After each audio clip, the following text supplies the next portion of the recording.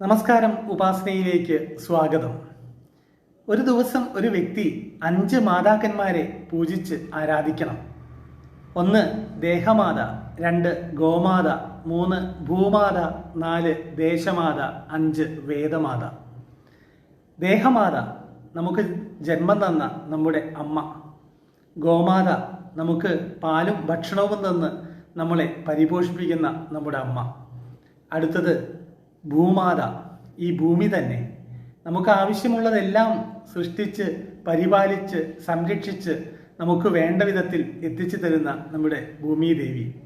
4മത്തത് ദേശമാത, നമ്മുടെ മാതൃരാജ്യം.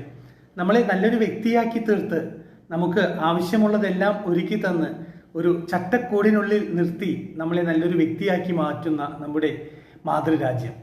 5മത്തത് വേദമാത, നമുക്ക് ജ്ഞാനം തന്ന് അറിവ് തന്ന് നമ്മളെ പരമപദത്തിലേക്ക് ഉയർത്തുന്ന ജ്ഞാനസാഗരം. ഇങ്ങനെ 5 മാതാക്കന്മാരെ ഒരു വ്യക്തി ദിവസവും പൂജിച്ച് ആരാധിക്കണം. നന്ദി, നമസ്കാരം.